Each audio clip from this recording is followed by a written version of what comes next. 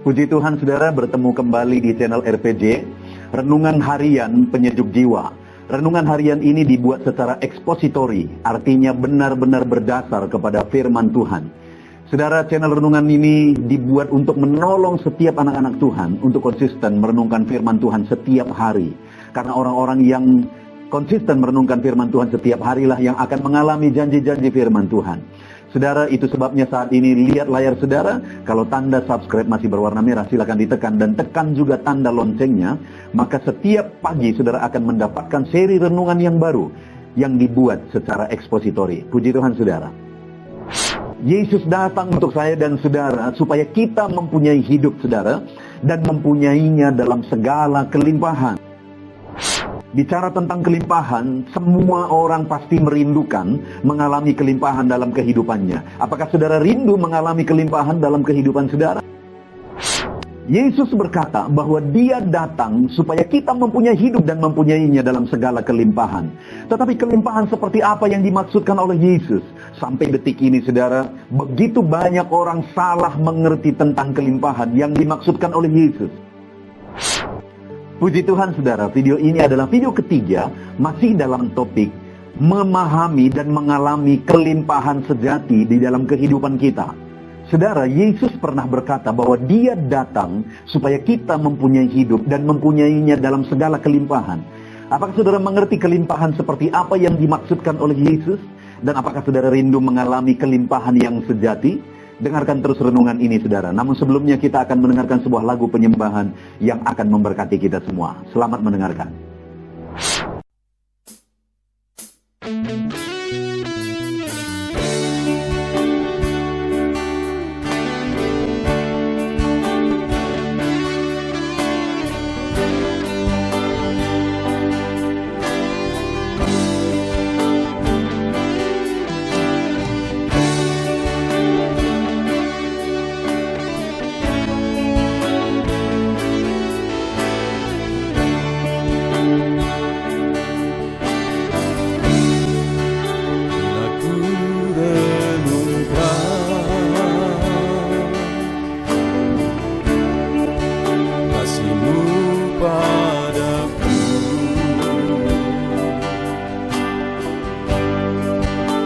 Tiada terukur, tiada bandingnya di dalam hidupku.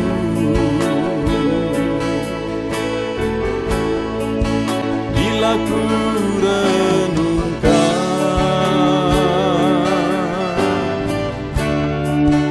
kasih-Mu padaku,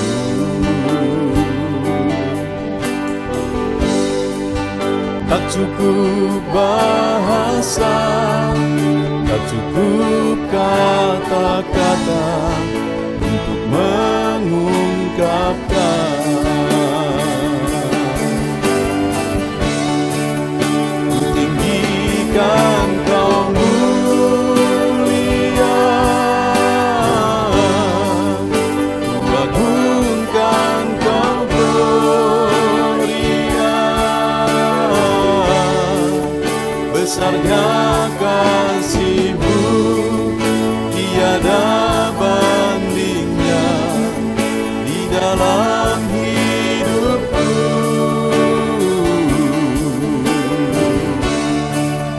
Ku tinggikan Kau mulia, ku agungkan Kau gloria. Kau layak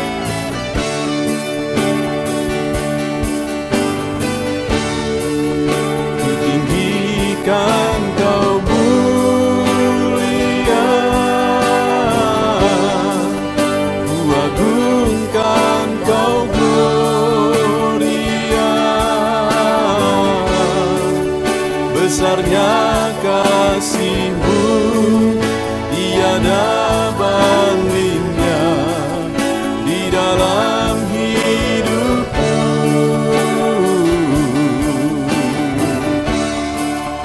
Ku tinggikan Kau mulia, ku agungkan Kau gloria. Kau layak dipuji, Kau layak disembah untuk selamanya.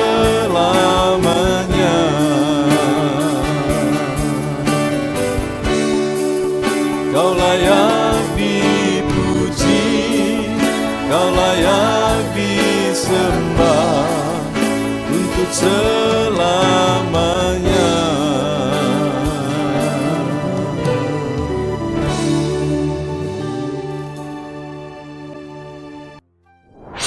Puji Tuhan, saudara, sebuah lagu penyembahan yang indah yang tentu saja telah memberkati kita semua. Saudara, video ini adalah video ketiga kita masih dalam topik memahami dan mengalami kelimpahan yang sejati dalam kehidupan kita.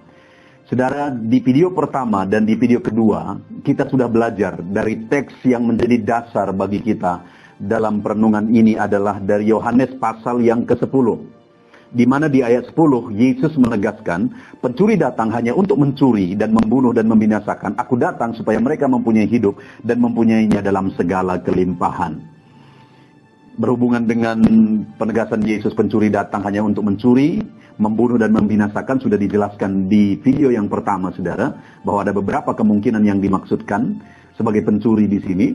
Tetapi sebenarnya menurut saya penegasannya bukan ke sana, tetapi penegasannya adalah di mana Yesus berkata, aku datang supaya mereka mempunyai hidup dan mempunyainya dalam segala kelimpahan. Kenapa Yesus terlebih dahulu menegaskan apa yang dikerjakan pencuri dan tidak menyebutkan siapa pencuri itu sebenarnya, tetapi pekerjaan pencuri itu ditegaskan di sana sebenarnya untuk mengkontraskan dengan apa yang dia kerjakan, bahwa dia datang supaya domba-dombanya atau umat-umatnya mempunyai hidup dan mempunyainya dalam segala kelimpahan.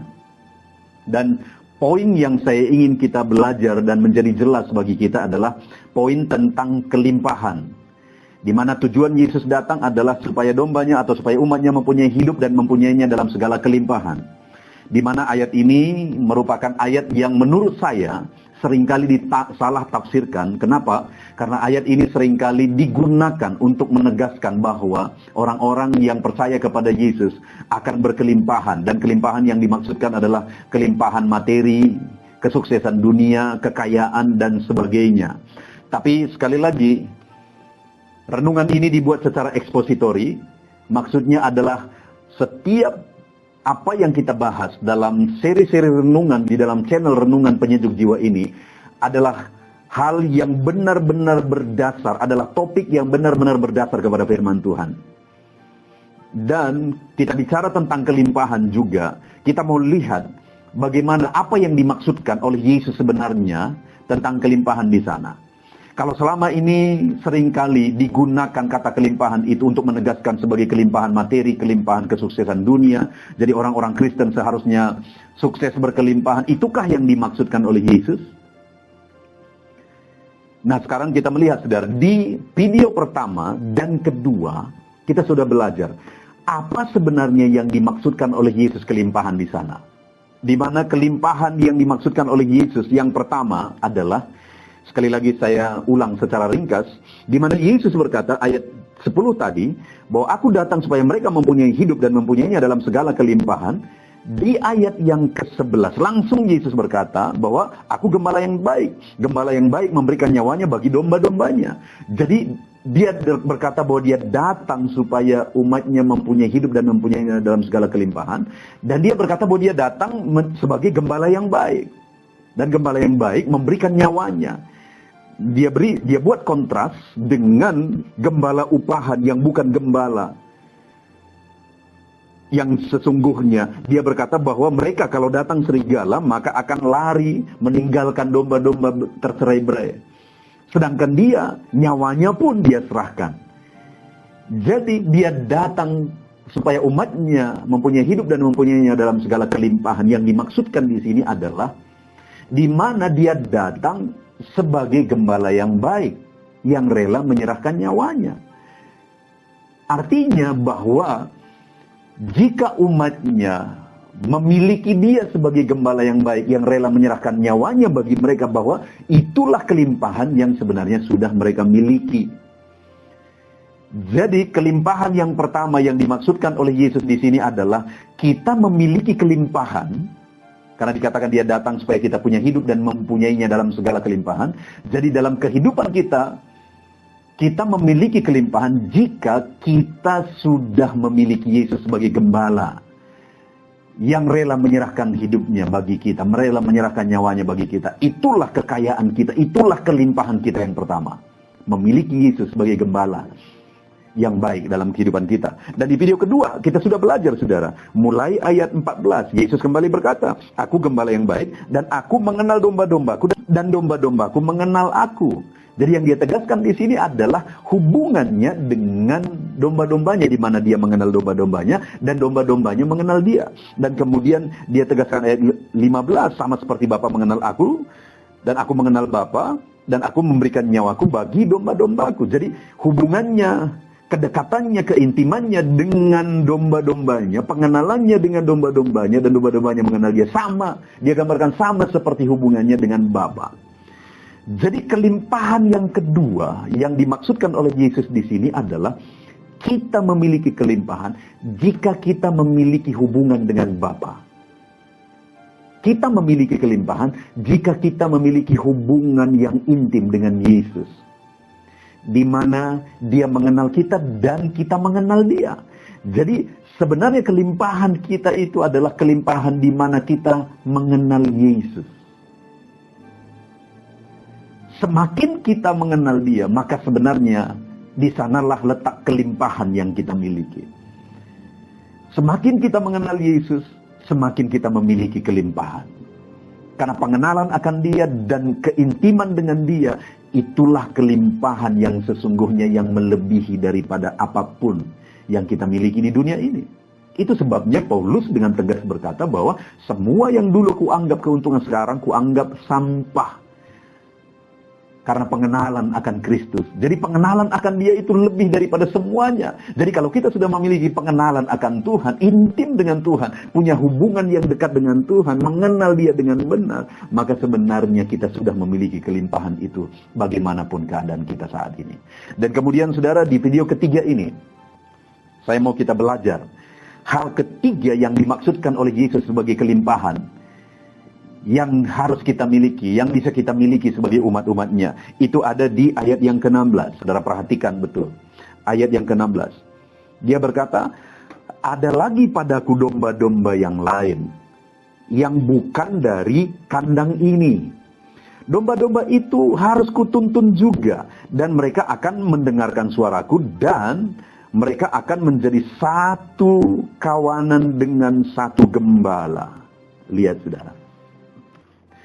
Yesus membahas tentang domba-domba yang bukan dari kandang itu, yang disebut sebagai domba yang lain. Tetapi domba yang lain itu juga akan dituntun olehnya, di mana mereka juga akan mendengarkan suaranya, dan kemudian mereka akan menjadi satu dengan kawanan itu. Nah, para penafsir pada umumnya menafsirkan bahwa itu yang dimaksudkan adalah yang non-Yahudi.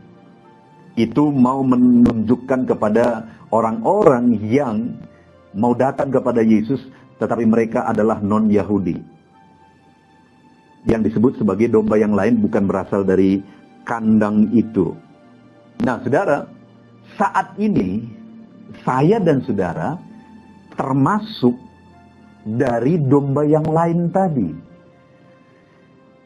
Di mana domba yang lain itu dituntun ke dalam kandang untuk menjadi satu kawanan dengan domba-domba yang ada dalam kandang itu. Jadi sebenarnya domba itu tidak termasuk tadinya dari kawanan itu. Tetapi oleh karena kasih karunia-Nya, akhirnya domba itu juga akhirnya dituntun ke dalam kandang dan menjadi satu kawanan dengan domba yang ada dalam kandang itu. Artinya apa, saudara? Hal ketiga, dia berkata bahwa dia datang untuk menuntun domba yang bukan termasuk dari kawanan itu. Jadi kalau hari ini saya dan saudara termasuk dari domba, bukan dari kawanan itu, karena kita bukan orang Yahudi. Di mana Paulus juga menegaskan bahwa Yesus adalah pohon zaitun itu yang asli, dan kemudian ada sarang yang asli, itulah orang-orang Yahudi, dan kita adalah sarang atau ranting yang dicangkokkan ke sana, kepada pokok zaitun itu. Di sini Yesus menggambarkan bahwa ada domba yang bukan dari kawanan itu, tetapi mereka pun akan dituntun ke sana. Dan saya dan saudara lah yang dimaksudkan sebagai domba yang bukan berasal dari kawanan itu. Dan kita juga dituntun ke sana. Artinya apa? Kelimpahan yang dimaksudkan oleh Yesus di sini adalah kelimpahan di mana kita yang bukan termasuk dari kawanan itu, tapi kita juga dituntun masuk dan menjadi satu kawanan. Artinya kita yang oleh karena anugerahnya, kita dipilih dan dituntun ke dalam kawanan itu menjadi umat-umatnya. Jadi kekayaan kita, kelimpahan kita yang dimaksudkan di sini adalah tuntunan Tuhan. Di mana yang tadinya kita bukan termasuk dari kawanan itu, tetapi kita dipilih dan dituntun oleh Tuhan menjadi satu kawanan. Oleh karena kasih karunia-Nya, kita dilayakkan dan dituntun menjadi satu kawanan, menjadi umat-umatnya. Oleh karena anugerahnya kita dituntun. Jadi saudara, yang dimaksudkan kelimpahan di sini sebenarnya itu ada di ayat yang ke-16 itu. Di mana kita dipilih. Kita yang bukan termasuk domba dari kawanan itu. Kita dipilih oleh karena anugerahnya. Dan kemudian kita dituntun menjadi satu kawanan. Kita dipilih menjadi umat-umatnya. Kita dituntun menjadi umat-umatnya. Jadi kelimpahan yang ketiga yang dimaksudkan Yesus, dia datang supaya kita mempunyai hidup dan mempunyainya dalam segala kelimpahan. Kelimpahan yang dimaksudkan di sini adalah pilihan Tuhan atas hidup kita dan tuntunan Tuhan atas hidup kita sehingga kita sekarang menjadi umat-umat Tuhan. Jadi kalau hari ini saudara sudah dipilih menjadi umat Tuhan, dan Tuhan menuntun saudara sebagai umat Tuhan, saudara sudah memiliki kelimpahan. Itulah kelimpahan yang sesungguhnya. Tetapi hari ini sekalipun saudara berkelimpahan secara materi, secara kekayaan dunia, dan saudara menjadi orang Kristen, kalau saudara belum menjadi bagian dari dipilih oleh Tuhan, menjadi satu kawanan, menjadi umat Tuhan, dan saudara belum hidup dalam tuntunan Tuhan, maka sebenarnya saudara belum memiliki kelimpahan yang dimaksudkan Yesus di sini. Jadi ketiga, kelimpahan yang dimaksudkan oleh Yesus adalah pilihannya oleh karena kasih karunia-Nya dan tuntunannya atas hidup orang-orang yang dia pilih. Itulah kelimpahan yang sesungguhnya yang dimaksudkan oleh Yesus. Jadi saudara, kalau saya dan saudara sudah dipilih oleh Tuhan, kita yang sebenarnya bukan bagian di dalamnya, tetapi kita yang dicangkokkan di sana, kita yang dipilih oleh karena kasih karunia-Nya, dan kemudian kita dituntun sebagai umatnya, sebagai dombanya, maka kita orang-orang yang sudah memiliki kelimpahan yang dimaksudkan oleh Yesus. Jadi kelimpahan yang ketiga yang dimaksudkan oleh Yesus dalam konteks ini adalah pilihan Tuhan dan tuntunan Tuhan. Kalau saudara sudah menjadi bagian orang yang dipilih, dan kalau saudara sudah hidup dalam tuntunan Tuhan, maka saudara adalah orang yang sudah memiliki kelimpahan. Jadi kalau saudara dalam hidup saudara sehari-hari kita berjalan, kita melangkah dalam tuntunan Tuhan, maka sebenarnya kita berjalan dalam kelimpahan Tuhan. Sebagai orang yang sudah dia pilih, hari demi hari kita belajar hidup dalam tuntunan Tuhan. Itulah tandanya bahwa kita sudah hidup dalam kelimpahan Tuhan. Kita hidup menjalani kelimpahan Tuhan dalam kehidupan kita. Nah, itu yang ditegaskan saudara di ayat 16. Ada lagi padaku domba yang lain, yang bukan dari kandang ini. Domba itu harus kutuntun juga, dan mereka mendengarkan suaraku. Jadi kalau dalam hidup kita sehari-hari, kalau kita mau mengalami kelimpahan yang sesungguhnya, tuntunan Tuhan itulah kelimpahan yang sesungguhnya. Kalau kita hidup dalam tuntunan Tuhan, kita belajar mendengarkan suara Tuhan dalam perjalanan hidup kita. Itulah kelimpahan yang dimaksudkan oleh Yesus. Jadi kalau kita hidup dalam tuntunan Tuhan, kita mendengarkan suaranya, kita sudah memiliki kelimpahan itu, dan kita sedang berjalan dalam kelimpahan itu. Puji Tuhan saudara. Di video terakhir ini, saya mau menegaskan kepada saudara. Sekali lagi Yesus berkata, pencuri datang hanya untuk mencuri, membunuh, dan membinasakan. Tapi dia berkata, aku, kata Yesus, datang supaya mereka mempunyai hidup dan mempunyainya dalam segala kelimpahan. Seringkali saudara, ayat ini disalah tafsirkan, dikhotbahkan dengan pesan yang salah, di mana seringkali yang dimaksudkan kelimpahan itu adalah perkara dunia, kelimpahan dunia, kekayaan dunia, dan sebagainya. Tetapi sekali lagi, kita mau lihat secara objektif. Yang dimaksudkan Yesus sebagai kelimpahan di sana adalah, langsung dia tegaskan, akulah gembala yang baik. Gembala yang baik memberikan nyawanya bagi domba-dombanya. Jadi dia datang supaya umatnya mempunyai hidup dan kelimpahan. Dan dia berkata dia datang menjadi gembala yang baik bagi umat-umatnya, yang memberikan nyawanya bagi umat-umatnya. Jadi kedatangan Yesus memberi kelimpahan bagi kita. Dia datang sebagai gembala yang baik yang memberikan nyawanya bagi kita. Jadi kalau kita sudah memiliki Yesus sebagai gembala yang baik dalam hidup kita, dan kita sudah percaya bahwa dia yang telah mati bagi kita sebagai gembala yang baik, maka itulah kelimpahan yang sesungguhnya. Kita sudah memiliki kelimpahan yang sesungguhnya. Jadi kalau saudara sudah memiliki Yesus sebagai gembala yang baik, dan saudara percaya dia telah menyerahkan nyawanya bagi saudara, saudara sudah memiliki kelimpahan yang sesungguhnya. Lalu yang kedua, kita juga sudah belajar di ayat 14. Aku gembala yang baik, kata Yesus kembali. Jadi dia datang sebagai gembala yang baik, dan dia berkata, aku mengenal domba-dombaku dan domba-dombaku mengenal aku. Sama seperti Bapa mengenal aku dan aku mengenal Bapa, kata Yesus. Jadi dia datang sebagai gembala yang baik, dan dari antara umatnya dengan dia sebagai gembala yang baik, dia tegaskan tentang pengenalan, hubungan yang didasarkan kepada pengenalan. Dia berkata, aku mengenal mereka, mereka mengenal aku. Sama seperti Bapa mengenal aku mengenal Bapa. Begitu intimnya, begitu dekatnya. Jadi kelimpahan yang Yesus maksudkan, di mana dia datang supaya umatnya memiliki kelimpahan. Dia datang sebagai gembala yang baik bagi umat-umatnya, dan di sana ada hubungan pengenalan yang begitu dekat, yang begitu dalam. Itu yang dimaksudkan di ayat 14 dan 15. Jadi kelimpahan yang kedua yang dimaksudkan oleh Yesus adalah di mana kita memiliki hubungan dengan dia, pengenalan akan dia.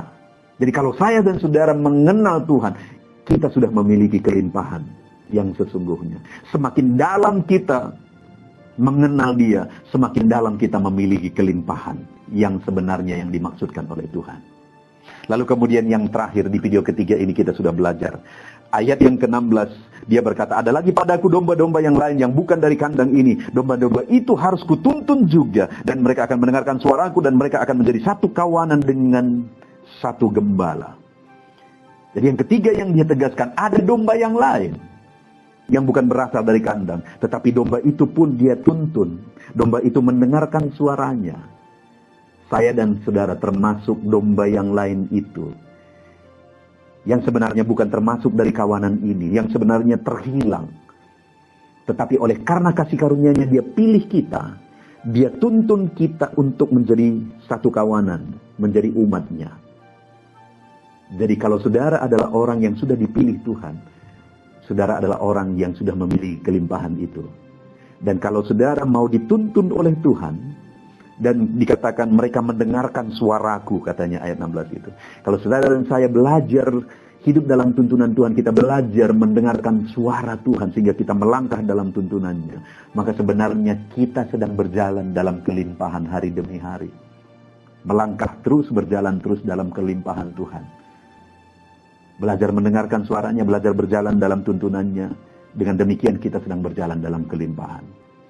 Jadi saudara, sebagai kesimpulan, kita sudah belajar di video pertama, kedua, dan ketiga dari Yohanes pasal 10 bahwa yang dimaksudkan Yesus dengan kelimpahan di ayat yang ke-10 ini adalah yang pertama, ayat yang ke-11 sampai 13, di mana kita memiliki dia sebagai gembala yang baik, yang telah rela menyerahkan dirinya bagi kita.